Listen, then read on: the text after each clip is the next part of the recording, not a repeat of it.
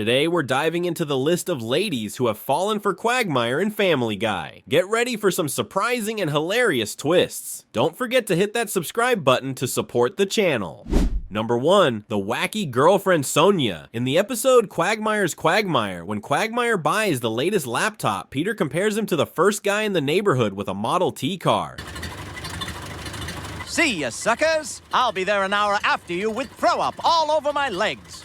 Unfortunately, Quagmire is as tech-savvy as a cat trying to use a blender, so he accidentally breaks it. No, Peter, the whole thing's fried! I can't even— Ah! Oh, damn it! What the hell? Hey, you clicked accept. That's when he meets his destiny, Sonia, the tech support girl. Okay, I see what your problem is. Sonia explains that Quagmire's laptop got infected with malware because he visited unsafe websites. We all know what kind of unsafe we're talking about. Your browser history shows that you've been going to kinkylatinas.net, but that site has a bunch of malware. Oh. After some small talk, they realize they share a common interest, watching adult movies. And boom, just like that, they start dating. Would you have dinner with me? Absolutely. Excuse me, I bought this laptop here yesterday, but when I got home, I noticed the apple already had a bite taken out of it. Over dinner, Sonia drops a line that makes me think they're truly meant for each other. So yeah, I was the first woman to ride her bike cross-country with no seat. Gosh, that's neat, Sonia. She thanks Quagmire for taking her out and not minding her quirks. You know, like how a shark might thank you for not minding its habit of occasionally eating surfers. Whenever I talk about stuff like this, most people look at me like I'm some kind of disgusting perv.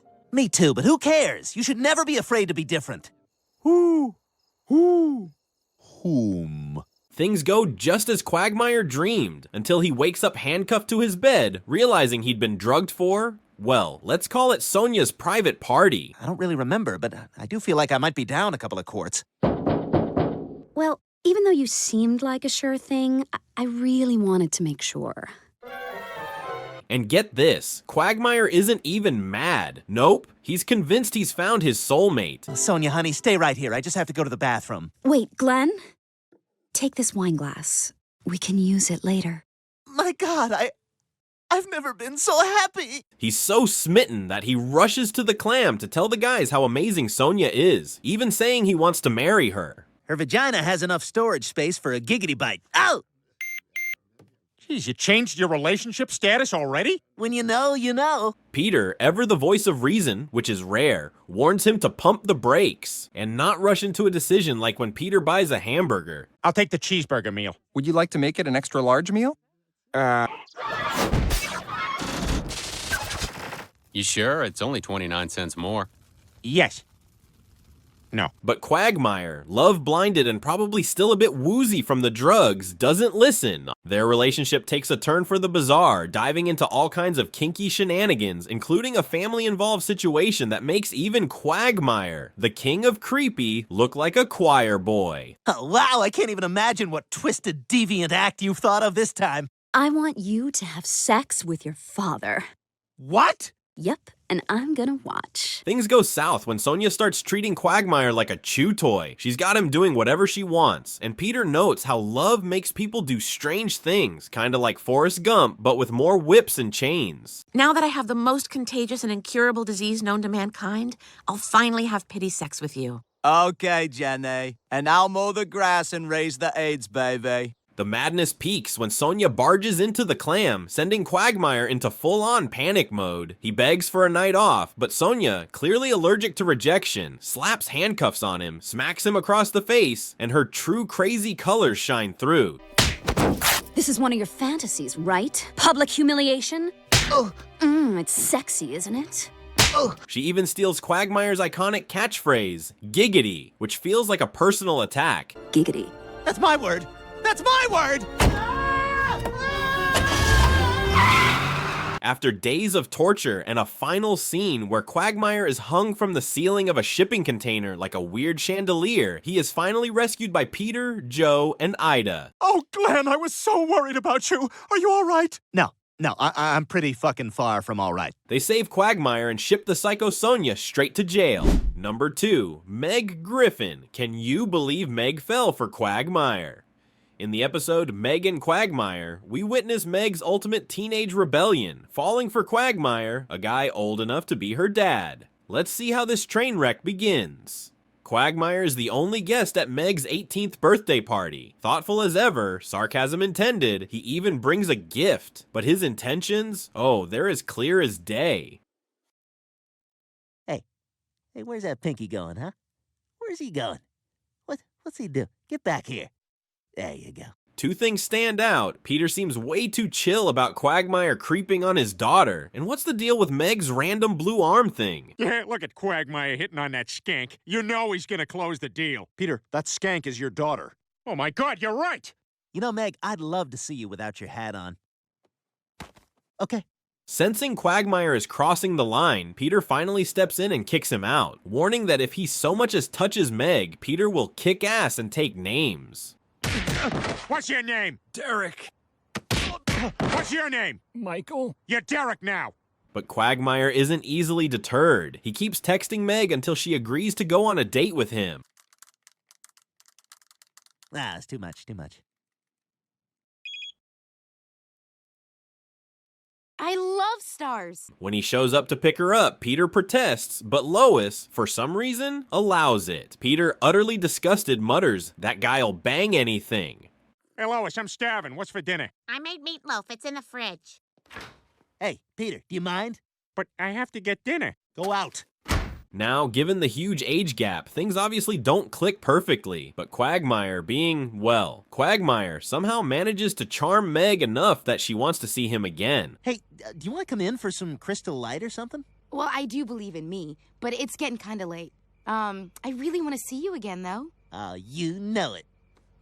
Unfortunately for him, Peter is waiting at his house, issuing a firm stay-away warning, but Quagmire smugly reminds Peter that Meg is 18, legal, and ready to be picked like ripe fruit. Peter, it's me, Quagmire. This is what I do. Besides, Meg is 18 now, and you've got to let go. You've done your job. It's my turn now. Peter, in true dramatic fashion, vows to stop him, comparing himself to the one guy who dared to stand up to Spartacus. We'll see about that. I ain't afraid to stand up to friends. Just ask Spartacus. I'm Spartacus. I'm Spartacus. That guy's Spartacus. Quagmire, of course, doesn't give up. He gets cozy with Meg on the couch, watching some dull Mexican soap opera. Stop! I'm gonna... Sorry. Oh, that's all right. It's just your body. Sometimes things slip out. Probably just making room for something. Like what? Peter crashes the moment, shoving himself between them, only to storm off crying because he hates the nickname Quagmire has for him in his phone. All right, well, I better send a text to Backbush. Oh, come on, I'm Backbush? This can't be a surprise to you, Peter. Yeah, I knew. I just didn't know you knew. Next thing you know, Quagmire somehow sneaks into Meg's room, don't ask how. But Peter arrives just in time to prevent things from escalating. You're such a cutie patootie. If I'm a cutie patootie, then you're a peeny vagini. Aww. I heard a cute aw in there. Cool down. Peter tries reasoning with Meg, citing how Quagmire once turned the stunning Joan Van Ark into, well, a ghoul. This is what happened to Joan Van Ark. Oh my God! Dad, have you seen my book bag? What, Chris? But Meg, completely smitten, ignores all logic and agrees to go to Quagmire's sex cabin. Yes, he actually has one of those. Peter and Lois rush to stop her, only for Quagmire to mock them like the creep he is. Oh no! Peter, look! See you later, suckers! Oh, good luck to them. Peter! Oh, right, let's go. At the cabin, Quagmire wastes no time. He sweet-talks Meg and swiftly moves to undress her. Thanks for the ice cream, Glenn. And you're right. Somehow it does taste better in my underpants. Yeah, it's like being at the beach, huh? Now get over here while the inside of your mouth is still freezing cold. But just as things are about to get very bad, Peter and Lois burst in, stopping him in the nick of time. Meg is safe, and before they leave, Lois delivers one final chilling warning to Quagmire. Try this again, and you'll regret it. If you ever touch my daughter again, I will cut your thing off and feed it to Brian. Okay. And Peter and I get this cabin for 1 weekend a month. Do you understand me? Yes, ma'am. Peter, I got us the cabin! Yay! Number 3, Lovesick Sujin. In the episode Candy Quahog Marshmallow, Peter heads to Quagmire's place to grab some clothes Ida left behind. While sorting through boxes, they stumble upon tapes of a movie Quagmire starred in during his military days in South Korea. 와, 신 사장, 우리 사무실에 새로 들어온 여자인데 참 이쁘다. 보기만 그런 거지. 열정이 넘치는 여자일 거야. Turns out young Quagmire was a total K heartthrob, smooth talking like he was in a K-drama sponsored by coolness itself. 안녕 무장이 난 로큰롤이야. They get hooked on the show, but just as they hit a dramatic cliffhanger, bam! The tape cuts off. Peter, feeling robbed, declares he hasn't been this invested in a film since The Shawshank Redemption. How did you perfectly reattach the Raquel Welch poster from inside the hole with a tautness that a rock could pierce? Does it really matter? It does to me. Did you even like the movie? I did very much up until that point. Desperate to see how Quagmire's love story unfolds, they dig up the next episode, only for it to cut off at another crucial moment. 세포네 고통까지 겹치다니. But here's the kicker. The final episode is missing entirely, and since Quagmire has no recollection of how it all ended, Peter wails in frustration, saying he now understands how German filmmakers must have felt after World War II. All right, Friedrich. Now that World War II is over, we can get back to making comedies again. Get me these comedy writers. He's probably not gonna answer either. Well, this is crazy. What happened? Oh, I remember what happened. Desperate for answers, they decide to go to South Korea. At this point, finding that last tape is their life's purpose. Like not finding it would be as disastrous as going scuba diving with Dave Navarro.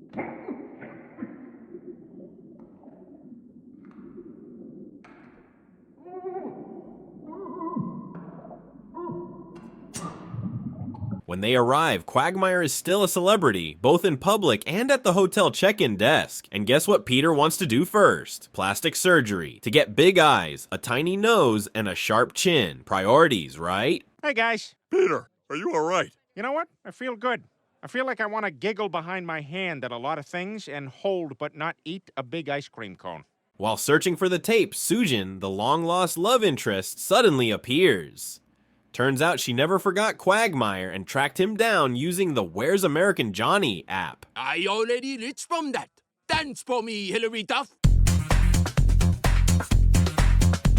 Their reunion is so sweet that Peter can't help but compare them to Pac-Man and Ms. Pac-Man.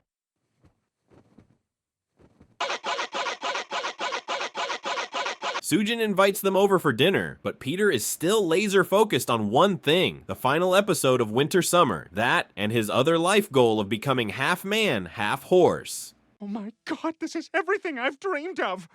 Well, this and becoming a half man, half horse. Give up these legs? Don't be absurd. The movie ends on a heartbreaking note. Johnny leaves Korea, abandoning love and family. The guys cry so hard they could refill the Han River. Why? Why would he go back to his sad, pathetic bachelor life in America? He's got nothing there. Why would he ever want to go home? Peter's emotional commentary inspires Quagmire to stay in Korea for love. Quagmire's ready to settle down, and Peter, being Peter, is ready to ditch Lois for even a sprinkle of attention from another woman. What are you gonna do? It's a powerful thing when a woman pays you even the slightest bit of attention. Yeah, God knows I've been there. Welcome to Chili's. We're through. Their plan to bring Quagmire back, a full-on K-pop music video, but Quagmire doesn't budge. Everything in this land is complete nonsense. Even worse, Kim Jong-un lives across that fence. Until he learns that marrying Sujin means sharing a bed with her entire extended family every night. Ah! Ah! Oh no! That's when he decides, nope, and heads home with his buddies, proving once again that nothing beats the comfort of his own bed and the insanity of Quahog. Number 4, Joan, the one who almost tamed Quagmire. When Quagmire proposed to Joan in I Take Thee Quagmire, no one saw it coming, not even Death himself. It all started when Peter, defying all odds and logic, won big on Wheel of Fortune. His prize? A free maid for a whole week. Give me the 1 free week of maid service, and I'll take the hat rack.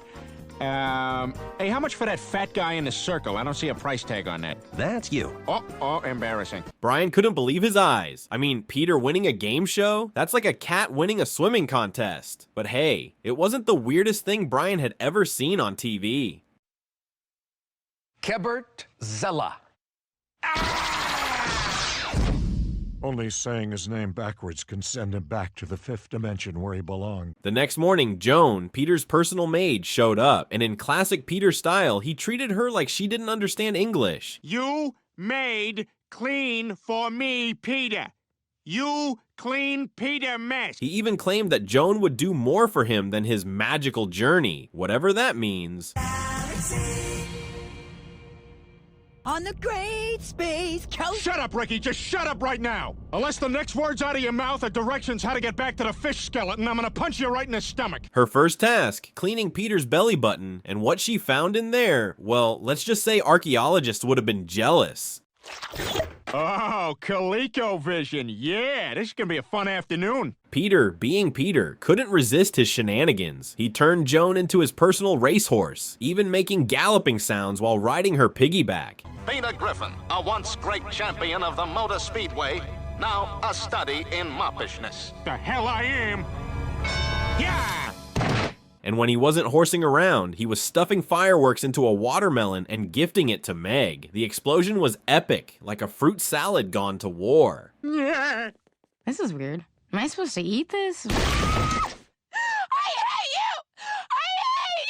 Naturally, Peter called Joan to clean up, and that's when Quagmire saw her. Cue the heart-shaped eyes. Uniden, hablendeth arweth hal uniden, leth hansed deun quagmandir.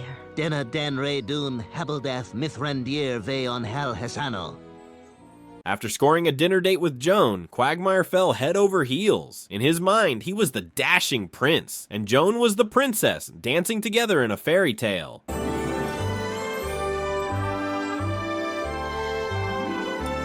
To celebrate 3 weeks of dating, a lifetime in Quagmire years, he set up a romantic beach date, complete with screaming black dolphin. What's going on, man? Oh, what's going on yourself?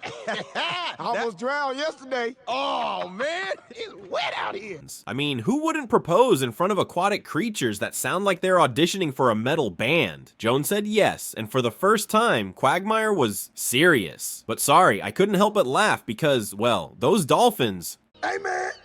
I see you got some seaweed on your tail. Where? What? Oh, you know I'm just playing with you. Man, you all, I thought you were talking about the other seaweed. You know I got jokes. Back at the Drunken Clam, Joe was skeptical. He couldn't believe Quagmire was giving up his playboy ways. Peter thought it was all a prank, like that time he punked Ashton Kutcher. Ashton, come here. You've just been tomahawked. That's my show. Tomahawked. But nope, Quagmire was genuinely smitten. He transformed into a caring, devoted boyfriend, all for love. Of course, Peter wasn't having it. He tried everything to bring back the old Quagmire, even using Lois's charms as bait. Oh, look out, champagne! Peter, stop! Oh, Lois, you're all wet. Here, let me jiggle you dry. Eventually, Quagmire realized he couldn't break up with Joan. She loved him too much. He tried everything, faking his own death, sending mixed signals, even straight up ghosting. Nothing worked. Only when Joan accidentally touched death did Quagmire finally escape the clutches of holy matrimony. Hey, Death, can you leave that body here for another 5 minutes? That's Quagmire! And that, folks, is how Quagmire dodged a bullet. Or in this case, a wedding ring. Giggity. Number 5, Charmise, the woman who became Quagmire's wife in the episode The Giggity Wife. Let's see how that train wreck happened. When Peter found out Joe had a student ID he confiscated from a kid who disrespected him, Quagmire and Joe had a brilliant idea. Use it to get free meals at Harvard. Meanwhile, Peter worried he'd feel as out of place at Harvard as a black guy in Sweden. Blackensippen. Yeah, Blackensippen. They decided to hit up the Harvard campus for lunch, where Peter was thrilled to eat in the same dining hall as Helen Keller when she went to Harvard. I've been getting away with this since I was 7. Believe me, I know what I'm doing. Good morning, girls. Helen? While enjoying some beers, Peter noticed the campus was packed with Asians and wondered why they were so smart. Quagmire casually explained, because God made them that way. Compact, hairless, and fiercely intelligent. The penises, while tiny, are extremely efficient. We're projecting 10 billion within 5 years. Also, there'll be different varieties that will all hate each other for some reason. One wild night out later, a drunk Quagmire accidentally married a prostitute named Charmise, and that's how they met, folks. That's right, baby. As of last night, we're man and wife. By the way, I need you to call my pimp and tell him I quit. Oh my God! Quagmire was horrified to learn he had married a hooker, but Peter, still drunk, enthusiastically congratulated him. Married? All right, bachelor party. Come on, back to Boston. Oh, damn it. I guess we're not going. Hey, Stewie, here's $5. Get naked. Quagmire tried to explain it was all a mistake due to his extreme drunkenness, but Charmise wasn't having it. She even pulled out a marriage certificate signed by both Joe and Peter. The best friends ever, right? Heh, Joe, look. Quagmire considered getting a divorce until Joe pointed out he could lose everything. Suddenly, he was terrified of living in a sad apartment for divorced guys. As you can see, we have plenty of cabinet space for your plate. The oven, of course, is just decorative. Seems okay. Do you have any other units available? This is our only one. I hope you're happy, Masha! We might have something upstairs. With no way out, Quagmire accepted his fate, hoping maybe Charmise wasn't so bad. Peter reassured him, everyone has good in them, except the president in the Hunger Games. This year, in addition to the Hunger Games, we're going to do the special Hunger Games. I'm Andy! I love you, Andy! Come on, guys, fight! Before playing house, Quagmire wisely took Charmise to the hospital for a health check.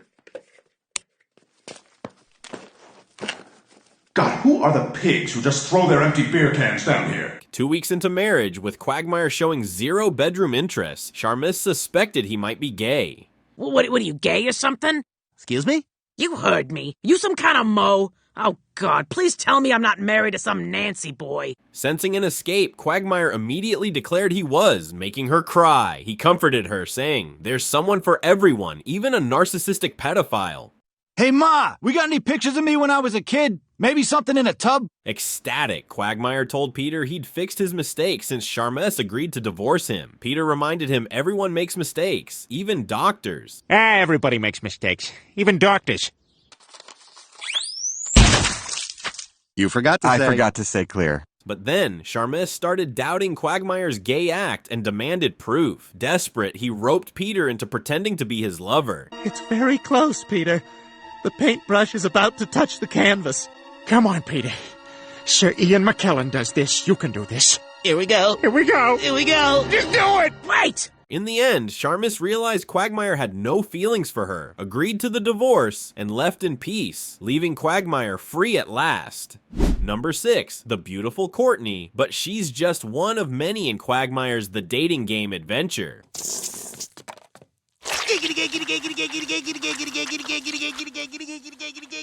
One day, while chugging beers at the Clam, Quagmire had a life-changing revelation. Tinder exists. His buddies wasted no time teaching him how to create the ultimate Tinder profile, with Peter's advice being, well, uniquely Peter. You want a naked bathroom selfie covering your stuff with a fistful of $100 bills. That shows you like sex and you got money. Armed with his new digital dating skills, Quagmire set up his first date. He showed up at the door of a beautiful woman named Courtney, holding a bouquet and a hopeful grin. Take off your pants and sit on the coffee table. Okay. That was great. And we could still make our reservation. What? Why? We already had sex. After they hooked up, Courtney didn't ask for anything more, leaving Quagmire over the moon, gazing up at the sky and thanking the phone god. My God, this app is amazing! Thank you, cell phone Jesus! Huh? Oh, yeah, fine. And then, oh boy, he went on a dating spree that would put even Casanova to shame. He dated hundreds of women in no time, making me, I mean anyone, totally jealous. Oops, I meant shocked.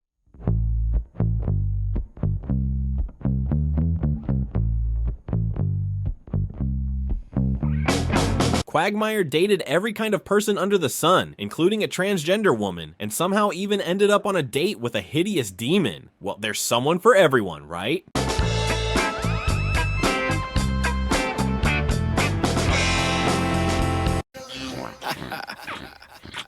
His lustful escapades had his friends worried, so they decided to check on him. When they arrived, they found Quagmire had transformed into a goblin-like creature. Swipe yes on Betsy, swipe yes on Jennifer, swipe yes on Andrea, swipe yes on all the lady faces. Swipe, swipe, swipe, swipe, swipe, swipe, swipe. Thanks to his Tinder and sex addiction, his body was completely wasted, yet he kept swiping right, still managing to find matches. The power of dating apps is truly terrifying. Are you Glenn within 5 miles? I can take my glass eye out if you want to try something different. Let's do it in the garage. It's kind of cold, but we can do sweaters on, pants off. The guys decided to save their friend by tossing Quagmire's phone away. He was so frail, Peter noted he looked worse than after a day at the beach. Quagmire's in bad shape. He looks worse than I did after that day at the beach. I spanked somebody else's kid. They tried everything to bring him back to normal, even making an epic music video, but nothing could snap him out of it. You guys can just forget it. I'm not quitting Tinder. Finally, they hired a prostitute to sit with Quagmire at the bar and just talk. Miraculously, this heartfelt conversation worked, bringing Quagmire back to his old pervy self. Mission accomplished. You know, I just feel like my penis shouldn't be alone tonight. All right. Number 7, still the name Courtney, but this time it's a whole new girl Quagmire is dating. Trust me folks, she's about to bring some wild surprises to the table. In the episode No Giggity, No Doubt, when the guys are gearing up to watch a Patriots game, Peter finds out the others are going to the game on a party bus. His reaction? I bet the party bus is as awesome as Pete's headphones. Oye, ¿cómo va? Mi ritmo, bueno pa' gozar. By evening, Peter comes home all giddy, telling Lois he's now the official party bus driver. And I gotta say, driving a party bus is way better than driving a Fiat. You cut me off! What? Turn down your radio. I can't. My stomach's pressed up against the dial. You want to go? Get me 17 shoehorns and some canola oil and we'll go. Get back here! You know things are about to get messy when the party bus becomes their new obsession. As they dive deep into party mode, boom, accident strikes, and someone ends up, well, dead. Woo! To my last night as a free man!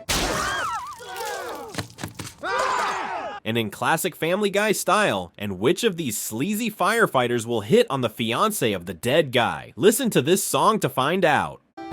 Firemen are not good friends.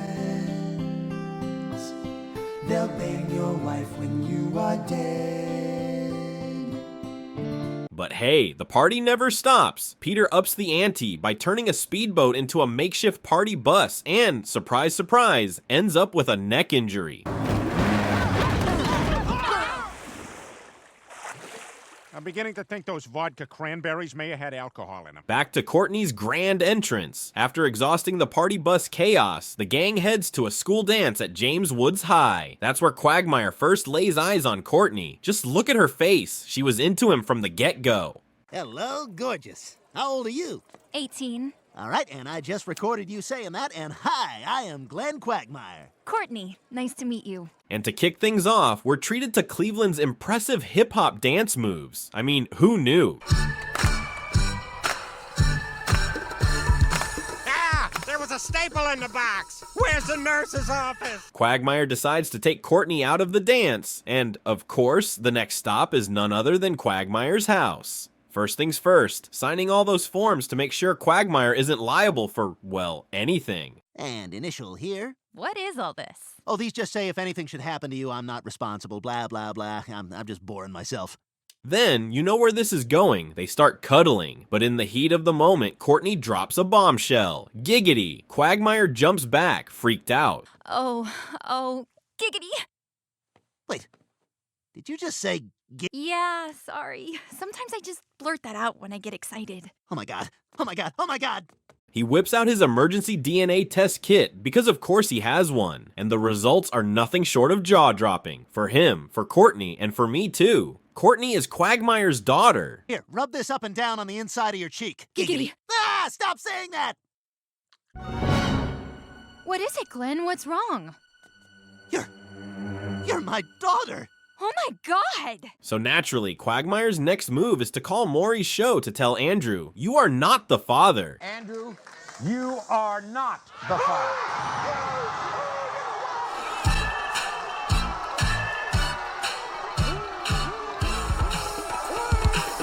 And just like that, Quagmire wraps up his date by gaining a new daughter. Number 8. Carrie, the dog lover from Must Love Dogs. On Halloween night, Quagmire meets a woman escorting her niece for trick-or-treating. Sparks fly, and they end up on a breakfast date, but plot twist, she's a hardcore dog lover. To keep things rolling, Quagmire pretends to be a canine enthusiast too. I love dogs. Without letting me pet it. Come here, you dog. Oh, isn't he so sweet? Good boy. Yay, my hand smells like you now. Quagmire, not owning a dog, drags his buddy Peter to buy one, but the price tags are scarier than the Halloween costumes. He's $1,500. For a dog? And what's your return policy? Is it like full money back within 10 days? Sir, if you're not interested, I have to comb feces out of the guinea pig's hair with a wet paper towel. Just when all hope is lost, he remembers Brian is a dog. Genius strikes, and he convinces Brian to pose as his pet. Oh, well, well, well. Well, well, well. Well, well, well. Brian, always up for some chaos, agrees in exchange for 6 tennis balls. Not 5, not 7, 6. Brian, come on, I'm serious. Will you help me out? Glenn Quagmire, there are not enough tennis balls in the world for me I to... have 6. I'll do it. Despite Brian's mischievous antics, Quagmire and Carrie's relationship blossoms. He even manages to get her over to his place. But of course, Brian remains Brian. When he realizes he's ruining Quagmire's shot at love, he has an oddly touching revelation. I haven't had this much fun since I visited a graveyard. Yeah, how do you like how this sounds, huh? Try cleaning up this mess while you burn in hell. Peter, you ready to go? Almost. But what do you mean you don't like that? Just try it. Maybe you will. Motivated by this strange epiphany, Brian decides to help Quagmire out. Things get serious fast. Quagmire, fully smitten, proposes with an engagement ring, and Carrie says yes. Yes, of course I'll marry you. Mazel tov. Mazel tov? Where did that come from? From Marvelous Mrs. Mazel tov. You should know that, Lois. After the initial shock, he's all in, until she moves in with her entire zoo of rescue dogs. And by zoo, I mean one of them literally only has half a body. Is that one just a back half? Oh, Baxi? Yeah, she's a fighter. Well, maybe she should stop fighting. Living with a herd of dogs turns Quagmire's life into a circus. Every accidental mention of the word walk reduces him to tears. Honey, I want to make a stir fry tonight. Have we unpacked the wok? No, W-O-K. She said walk. She said walk. She said walk. During their engagement party, he slips up, says walk, and boom, stampede. The party goes from fine dining to canine chaos. I would walk 500 miles.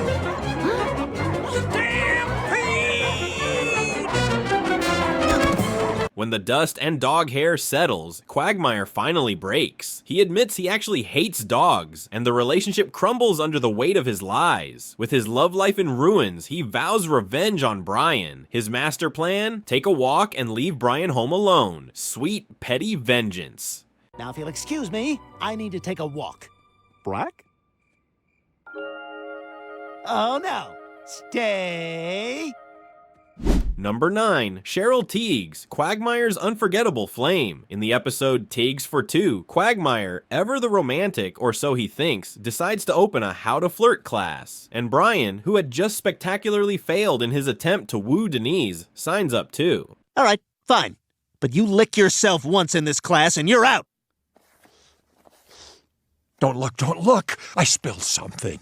Armed with Quagmire's questionable techniques, Brian heads out to win back Denise. The result? Total disaster. Turns out teaching a dog old and sleazy tricks doesn't always work. Hey, check your phone. I sent you something. Oh my god, is that your... Yeah, how'd you like to get hit in the face with that? Okay, you know what? I'm gonna go. Why, you getting more moles put on? Their relationship goes from bad to worse, proving that Quagmire's methods are better suited for, well, one-night stands than actual love. These skills aren't for women you care about, you idiot. This course is in getting laid, not finding love. When Brian demands real advice on finding the woman of his dreams, Quagmire drops a truth bomb. Love finds you when you're ready, just like how I found Cheryl Teagues. Ah, Cheryl Teagues, the one that got away, and the only woman who's kept Quagmire's heart hostage ever since. That woman is Cheryl Teagues. You'd never fall for these tricks.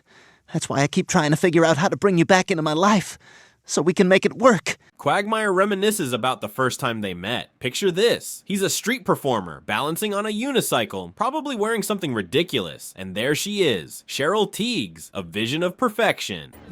That's quite a skill you've got there. Well, ever since I got discharged from the Navy, I do anything I can to make money. I'm thinking about getting my pilot's license. Well, I think unicycles are sexy. Somehow, amidst the circus act, sparks fly. After a few weeks of dating, both of them feel that warm, fuzzy, this is the one kind of vibe. I think I'm falling in love with you. I know, I feel the same way. If this is the kind of joy the 80s has in store for me, I'm ready. But that wasn't the case. In fact, things went wrong real fast. But nope. The fairy tale crashes and burns as fast as Quagmire's jealousy flares up. He turns into the ultimate green-eyed monster, getting jealous over every little thing. You've been talking to John Davidson for half an hour. Hey, Glenn, great to meet you. John Davidson, host of That's Incredible. Oh, hey, John, I like your work. Not! Cheryl understandably gets fed up with his petty behavior. She eventually realizes that dating Quagmire is a huge mistake and pieces out, leaving him with nothing but memories and a permanent reservation in the Love Lost Club. I'm starting to think this relationship is a mistake. Well, maybe it is.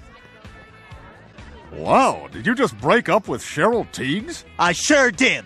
What do you think of that, folks? That's incredible!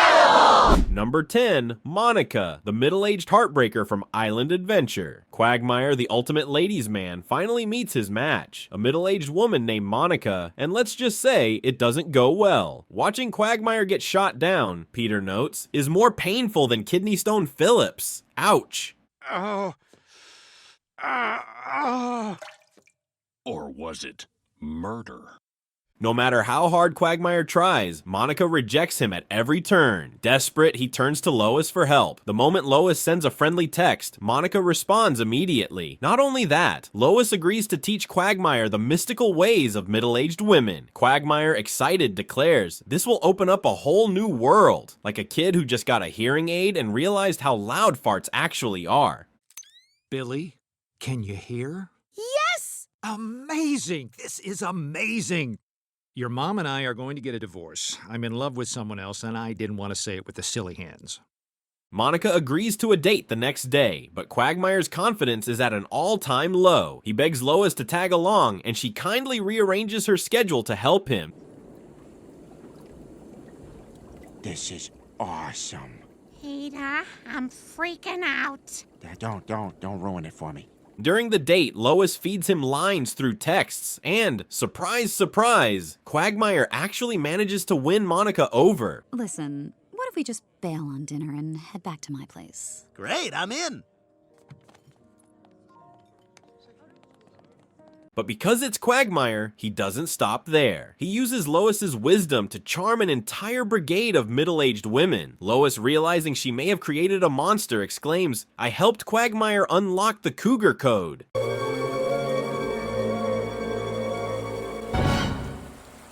Please call the DWP. I'm stuck in here. When she confronts him, he offers a half-hearted apology, right before tricking her into helping him pronounce the name of a singer so he can score with yet another woman. Same old Quagmire. Different day. La Mountain? La Montagne. Thank you. Hey, beautiful, you want to take a pointless girl stride walk and listen to Ray LaMontagne? Sure. Great. See you, Lois. And hey, let's not forget about Stephanie from And Then There Were Fewer, who adored Quagmire despite their sporadic meetings. Oh my god, we never see each other. This guy, you disappear for a month and then you call me? So silly. Oh, you're lucky I like you so much. Oh, and Kimi, his date during the Griffins couples retreat in the Bahamas in Take My Wife. Speaking to each other with I feel statements. I feel like my cervix hurts. I feel pride. Quagmire, what color are Kimmy's eyes? Shaved. Sorry, what is it? What's the question? After a wild afternoon on the beach, the real mystery wasn't what they did, but how Quagmire's lower half stayed perfectly untanned. What the hell happened to you? Kimmy and I fell asleep on the beach. Yeah, I think you better change. Okay, we'll be down in a minute.